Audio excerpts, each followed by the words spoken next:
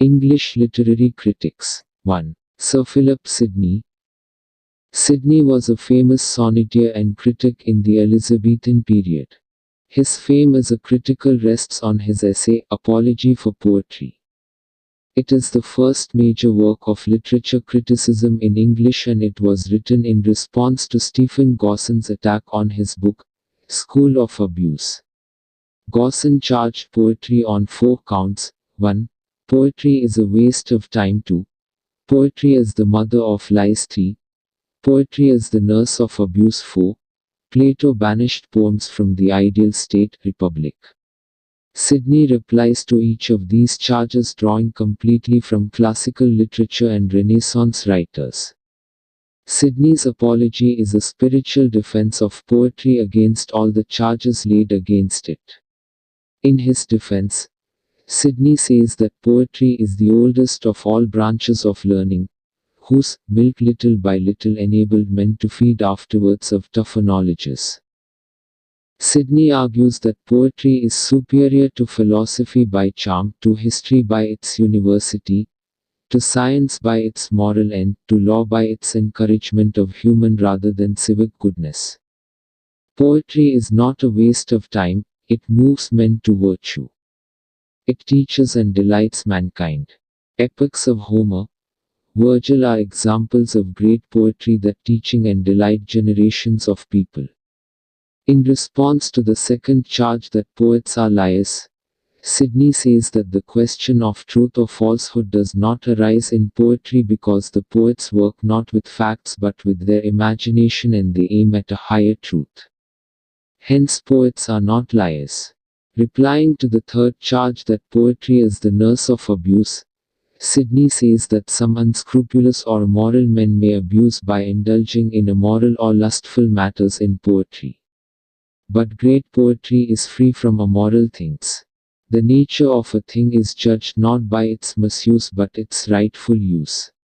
Sidney contends that Plato was not against poetry but against some poems who in their divine frenzy misguided people. Sidney was the first English critic who demanded the application of classical rules in English poetry. 2. John Dryden. Dryden was a famous English poet, playwright and critical in the Restoration period. He was the first English writer to use the word criticism, and he used it in his preface to his treatise, A State of Innocence. He is best known for his work of criticism, an essay of dramatic poesy. As a critic he learned his craft from French writers, Montaigne and Corneille. He combined in his critical writings the merits of both the native tradition and the classical tradition. Dryden said that the function of poetry was to offer delight and transport rather than instruction. According to him, the poet is neither a teacher nor a mere imitator or photographer but a creator. One who produces a new thing altogether from nature as his raw material, resembling the original in its basis but different in the superstructure. Dryden was interested most in drama for his critical writing. He supported the use of classical rules in drama, use of the 3 units, avoiding the mixture of tragic and comic and avoiding the repugnant sides on the stage etc. His An Essay of Dramatic Poetry is in the form of dialogue. Dryden appears in it in the person of Neander, who subjects the classical rules of drama to a close scrutiny. To Dryden, drama is a just and lively image of human nature representing its passions and humors and the changes of fortune to which it is subject for the delight and instruction of mankind. He argues that this purpose is well served by the English drama. Dr. Samuel Johnson considered Dryden as the father of English criticism. 3. Alexander Pope is a prominent English neoclassical poet and critic of the Augustan Age or the Age of Reason, 18th century. He is well remembered for his poems Essay on Man, The Rape of the Lock, Mock Epic, and Essay on Criticism.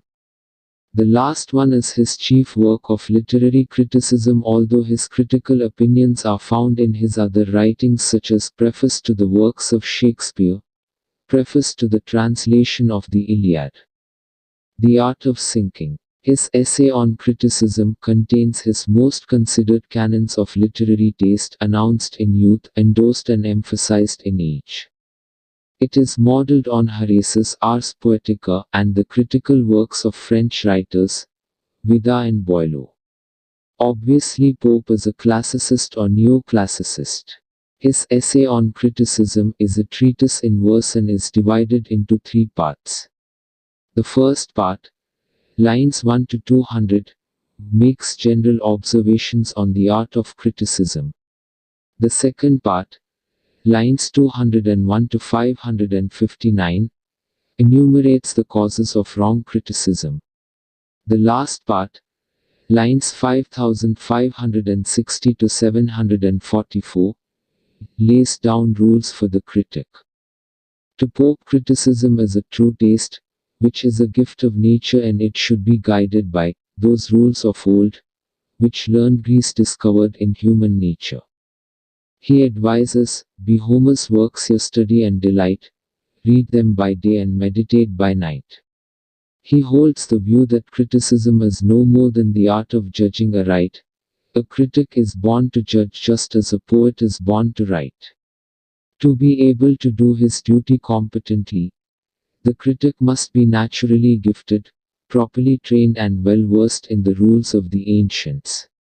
He says, true wit is nature to advantage dressed, what oft was thought, but never so well expressed. 4. Dr. Samuel Johnson was a towering figure in the literary circle in London in the 18th century, the Age of Reason, the Augustan Age, the Age of Johnson. He was the leader of neoclassicists. He was a poet, novelist, lexicographer and critic. His critical opinions are largely found in his papers published in the periodical Rambler he edited. Lives of the Poets is his major work of criticism, in which he discusses some 52 English poets including metaphysical poets and John Milton. As a critic, he advocated liberty for the writer, who must respect the ancient rules, but need not have a blind reverence to authority. He argued that the critic must have a historical sense while judging a work of literature. The critic must transport himself to the writer's time and examine what were the wants of his contemporaries and what were his means of supplying them. For this reason of his critical views, Johnson is rightly called the father of historical criticism in English. In his essay, Life of Milton, Johnson defines poetry as the art of uniting pleasure with truth by calling imagination to the help of reason. In his preface to Shakespeare, he remarks that the end of writing is to instruct, the end of poetry is to instruct by pleasing. 5. Matthew Arnold (1820–1888) is an advocate of sweetness and light, culture, and a distinguished writer, poet and critic in the Victorian England, 19th century.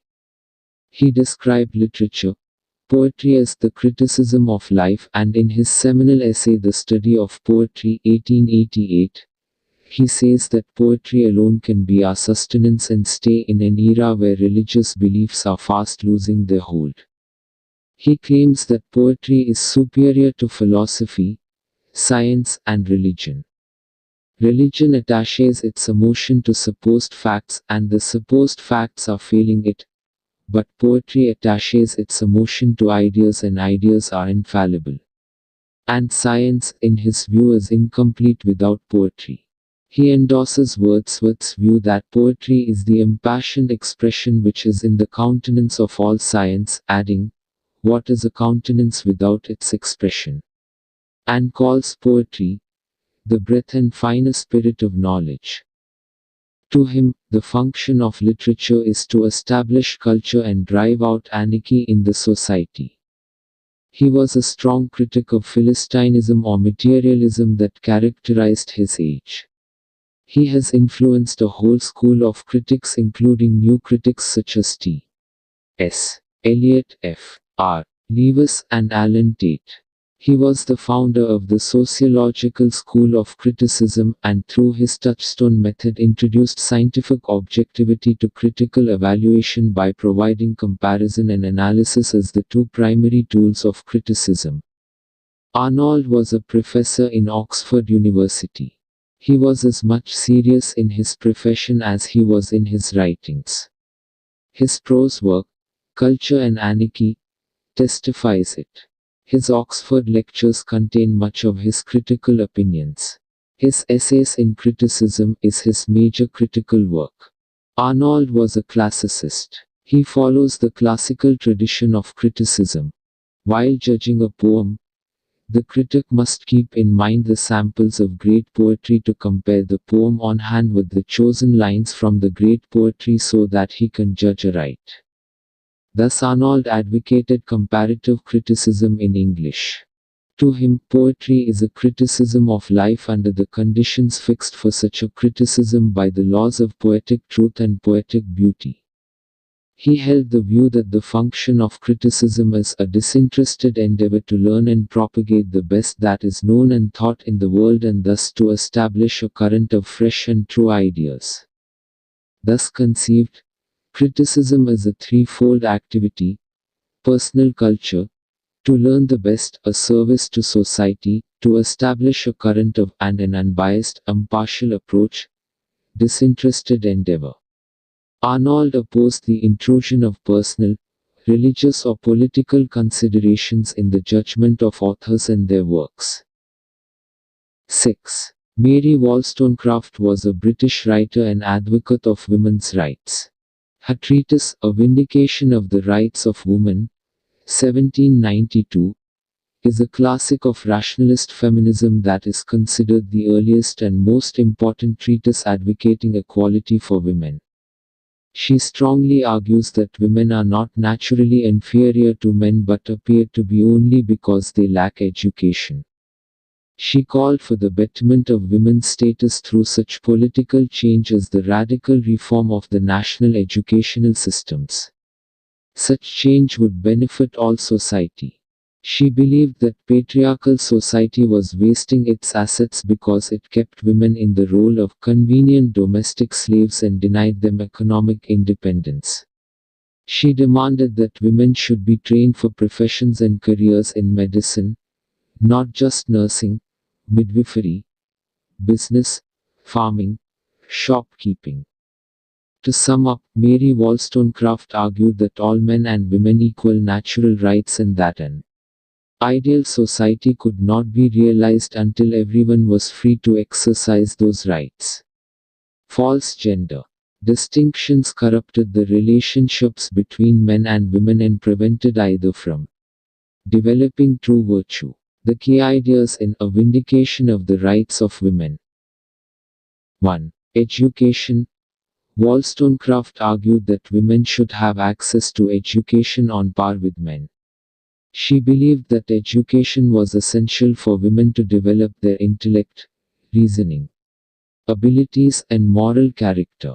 She criticized the prevailing notion that women should only be educated for domestic roles and argued for a broader education that would enable women to participate fully in society. 2.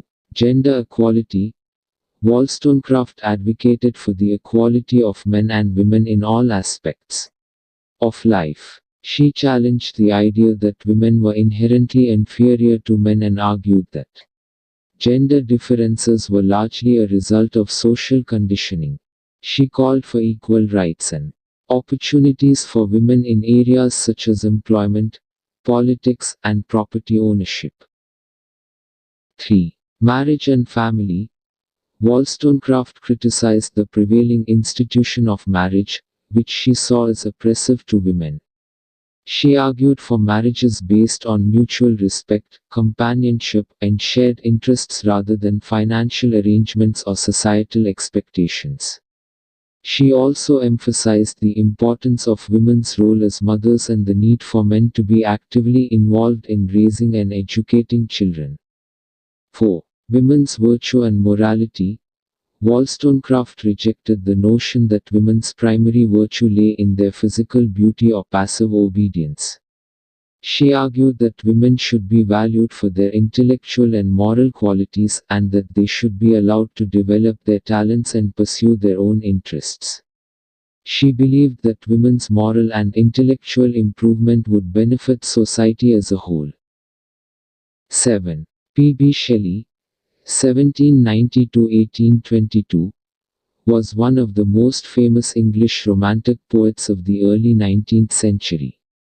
His credentials as a critic are established by his critical work in prose, A Defense of Poetry, in which he defines poetry and discusses its importance and also the role of the poet in society. To him, poetry is an expression of imagination. He believed that poetry had a unique ability to inspire moral and intellectual progress of individuals. He described poets as the unacknowledged legislators of the world. Thomas Love Peacock, 1785–1866, wrote an essay entitled The Four Ages of Poetry, which appeared in a single issue of Literary Miscellany. According to Peacock, poetry passes through four distinct ages comparable to four ages of man. These are the age of iron, in which everything is crude and untutored, the period of primitive and medieval folk ballads and romances, as in the period of infancy. The age of gold, in which the natural genius is full-blown, the period of epic and tragic forms of 5th century Athens and romantic criticism Renaissance Europe, youth. The age of silver, in which the luxuriant growth of imagination is pruned through rules, the periods of Virgil and Lucretius and of Dryden and Pope, Middle Age. And the age of bronze, in which poetry returns to an artificial simplicity, the second childhood of extreme old age, the declining classical period, the age of Wordsworth, Scott, Byron and others.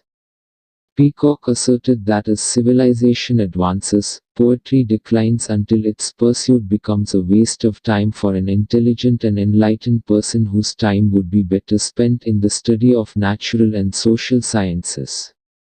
The essay excited Shelley to what he called sacred rage. In several letters to Peacock himself, Shelley described it as a heresy and an undiscriminating censure upon the temple of immortal song. In reply he wrote the brilliant treatise, A Defense of Poetry 1821. Peacock, in his presumption, had taken up the defense of reason and enlightenment against primitivism and superstition. Shelley turns the tables on him. The grand fabric of human civilization is not the product of reason but that of imagination. It is not the reasoners who are the makers of history but men of imagination, the poets. To establish his thesis, Shelley needed to define poetry, explain the creative process and evaluate it in terms of its influence on the life of the individual and the society. In essence, Shelley's defense is a retort to Peacock's rationalistic, cynical and humorous description of the decay and final disappearance of poetry in an age of futility. 8. William Hazlitt, 1778–1830, was a prominent writer of the Romantic Age in English literature. His Round Table, a collection of essays on literature, men and manners, his view of the contemporary English stage, and his lectures on the poets, the English comic writers, and the dramatic literature of the age of Elizabeth made him a critic of merit. By these works, together with his Characters of Shakespeare's Plays 1817 and his Table Talk 1821, his reputation as a critic and essayist is mainly sustained. Next to Coleridge, Hazlitt was perhaps the most powerful exponent of the dawning perception that Shakespeare's art was no less marvelous than his genius. And Hazlitt's criticism did not, like Coleridge's, remain in the condition of a series of brilliant but fitful glimpses of insight, but was elaborated with steady care. His lectures on the Elizabethan dramatists performed a similar service for the earlier, sweeter, and simpler among them, such as Dekker, till then unduly eclipsed by later writers like Massinger, better playwrights but worse poets. Treating of the contemporary drama, he successfully vindicated for Edmund Kean, whom, however, he had at first disparaged, the high place which he has retained as an actor, while his criticism on the English comic writers and men of letters in general are masterpieces of ingenious and felicitous exposition, though rarely, like Coleridge's, penetrating to the inmost core of the subject. 9. Virginia Woolf, 1880–1941, was a novelist and writer. Perhaps best known as the author of Mrs. Dalloway, 1925, and To the Lighthouse, 1927, she was also a prolific writer of short stories, essays, diaries, letters and biographies. She is recognized as one of the most innovative writers of the 20th century. Virginia Woolf is rightly considered as the founder of modern feminist literary criticism. Prior to her landmark contributions to the field, in particular her feminist manifesto of literary criticism, A Room of One's Own, 1929, very few works register in historical accounts of its genesis. As in many received accounts of feminist literary history, anxious to press on to the heady modern period of its flourishing, Belsey and Moore list no one else between Wollstonecraft and Woolf, no one at all alongside Woolf, and no one after Woolf until Simone de Beauvoir. Virginia Woolf was an experimental novelist, and she used her experimental technique called the streams of consciousness in her novels as a medium to explore the idea of capturing the inner thoughts and experiences of her characters in a more fluid and unstructured manner. In her famous essay, A Room of One's Own, she argues for the need of economic independence and a dedicated space for women writers. She stressed the need for what she called feminine language for women writers. She critiques her contemporary writers like Lawrence, Joyce and Eliot for the treatment of women in their writings. Her critical writings include The Common Reader and The Second Common Reader. 10. F. R. Leavis, 1895–1978. Frank Raymond Leavis is an English literary critic who championed seriousness and moral depth in literature. Leavis attended Cambridge University and then served throughout World War I as an ambulance bearer on the Western Front. He lectured at Emmanuel College, Cambridge, from 1925 but moved in the early 1930s to Downing College, where he was elected into a fellowship in 1936. He retired in 1962 and thereafter served as visiting professor at a number of English universities. In 1967 he delivered the Clark Lectures at Trinity College, Cambridge, published in 1969 as English Literature in Our Time in the University. In 1932 with his wife, Dorothy Roth, author of the important Fiction and the Reading Public, 1932, he founded Scrutiny, a quarterly journal of criticism that was published until 1953 and is regarded by many as his greatest contribution to English letters. Always expressing his opinions with severity, Leavis believed that literature should be closely related to criticism of life and that it is therefore a literary critic's duty to assess works according to the author's and society's moral position. Leavis' criticism falls into two phases. In the first, influenced by T.S. Eliot, he devoted his attention to English verse. In New Bearings in English Poetry, 1932, he attacked English late Victorian poetry and proclaimed the importance of the work of T.S. Eliot, Ezra Pound, and Gerard Manley Hopkins, emphasizing wit and the play of intellect rather than late romantic sensuousness. In Revaluation, Tradition and Development in English Poetry, 1936, He extended his survey of English poetry back to the 17th century. In the 1940s his interest moved toward the novel. In the Great Tradition, 1948, he reassessed English fiction, proclaiming Jane Austen, George Eliot, Henry James, and Joseph Conrad as the great novelists of the past and D.H. Lawrence as their only successor. D.H. Lawrence, novelist, 1955. He stressed the importance of these novelists placed on a reverent openness before life. After 1955 other novelists, notably Dickens and Tolstoy, engaged his attention in Anna Karenina and other essays, 1967, and Dickens the Novelist, 1970, written with his wife.